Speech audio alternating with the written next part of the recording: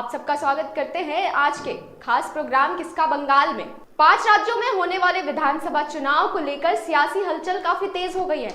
वहीं आज प्रधानमंत्री नरेंद्र मोदी ने बंगाल के पुरुलिया से एक रैली को संबोधित किया, जिस रैली को संबोधित करते हुए मोदी ने ममता बनर्जी पर जमकर निशाना साधा है। पीएम मोदी ने कहा कि राम ने सीता की प्यास बुझाने के लिए यहां जमीन में तीर मारकर पानी निकाला था, लेकिन आज यहां सिंचाई की स्थिति बेहद ही खराब है।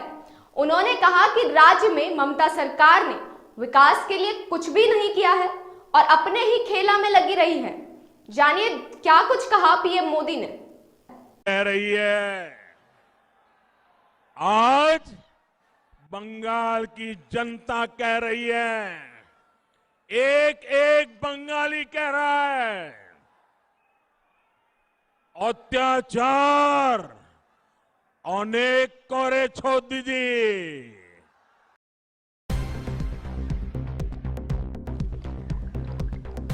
पीएम मोदी ने पुरुलिया में चल रहे रैली से संबोधित करते हुए कहा कि ये धरती भगवान श्री राम और मां सीता के वनवास की साक्षी है।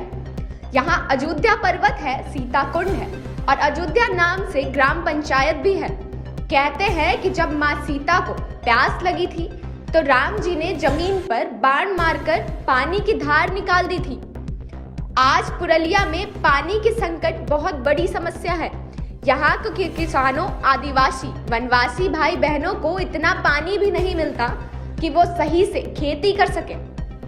कहते हैं कि वनवास के दौरान जब मां सीता को प्यास लगी थी तो राम जी ने जमीन पर बाण मारकर पानी की धारा निकाल दी थी। सोचिए तब पुरुलिया में भूजल की क्या स्थिति रही होगी।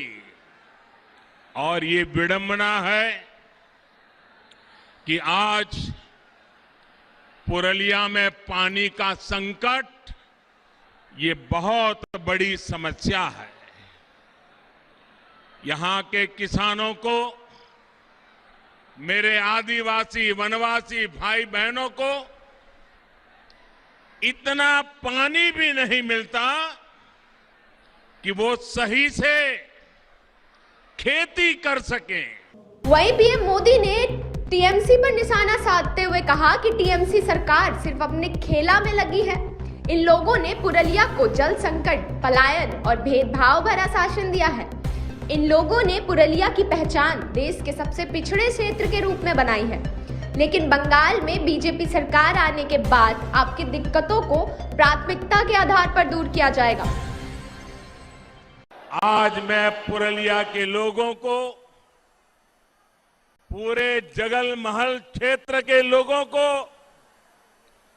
विश्वास दिलाने के लिए आया हूं। बंगाल में भाजपा सरकार बनने के बाद आपकी इन दिक्कतों को प्राथमिकता के आधार पर दूर किया जाएगा।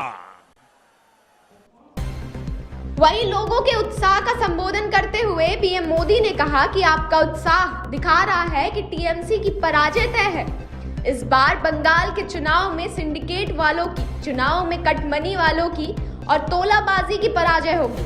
पश्चिम बंगाल में टीएमसी के दिन अब गिनती के रह गए हैं और ये बात ममता दीदी भी अच्छी तरह से जानती हैं। इसलिए वह कह रही हैं कि दीदी बोले खेला होबे, बीजेपी बोले चाकरी होबे, विकास होबे, शिक्षा होबे, हॉस्पिटल होबे, स्कूल होबे और सोनार बंगला होबे। दीदी बोले खेला होबे, बीजेपी बोले शिक्षा होबे। दीदी बोले खेला होबे, बीजेपी बोले महिलादेर उत्थान होबे। दीदी बोले खेला होबे, बीजेपी बोले যুব শক্তির সম্পূর্ণ विकास होवे। वहीं पीएम मोदी ने आगे कहा कि 10 साल के तुष्टीकरण के बाद लोगों पर लाठियां डंडे चलवाने के बाद अब ममता दीदी अचानक बदली बदली सी दिख रही हैं। यह हृदय परिवर्तन नहीं है, यह हारने का डर है। यह बंगाल की जनता की नाराजगी है जो दीदी से ये सब करवा रही है। लेकिन दीदी ये मत भूलिए कि बंगाल के लोगों की याददाश्त बहुत तेज है। बंगाल की जनता को याद है कि गाड़ी से उतरकर आपने कितने लोगों को डांटा और पुलिस से उन्हें पकड़ने को कहा। तुष्टीकरण के लिए आपकी हर कार्रवाई जनता को याद है। बंगाल के लोग बहुत पहले से मन बना चुके हैं।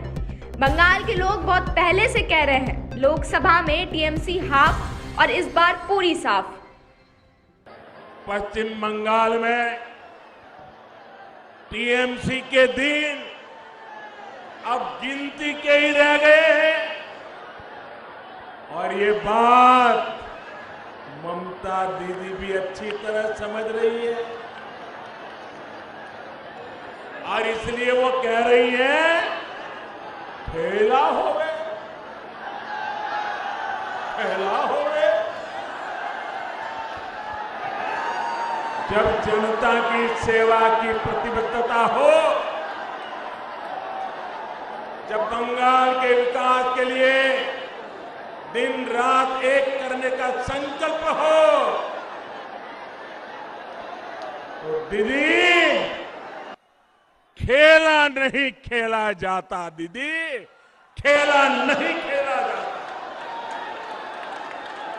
वहीं आपको बता दें कि पश्चिम बंगाल में 8 चरणों में चुनाव होने वाले हैं और अब कुछ ही दिन शेष रह गए हैं पहले चरण के चुनाव होने में, जिसको लेकर के सियासी गर्माहट काफी तेज होती दिखाई दे रही है। आपको बता दें कि पहले चरण में पश्चिम बंगाल की 294 सीटों से 30 सीटों पर 27 मार्च को वोटिंग होगी। वहीं दूसरे चरण में 30 सीटों पर 1 अप्रैल को, वहीं तीसरे चरण में 31 सीटों पर 6 अप्रैल को, चौथे चरण में 44 सीट पर 10 अप्रैल को, पांचवें चरण में 45 सीट पर 17 अप्रैल को और छठे चरण में 43 सीट पर 23 अप्रैल को, सातवें चरण में 36 सीटों पर 26 अप्रैल को और आठवें और आखिरी चरण में 35 सीटों पर 29 अप्रैल को वोट डाले जाएंगे। वहीं नतीजों की घोषणा 2 मई को होगी। तो बंगाल इलेक्शन की तमाम अपडेट्स हम आप तक पहुंचाते रहेंगे। आप बने रहिए हमारे साथ। नमस्कार।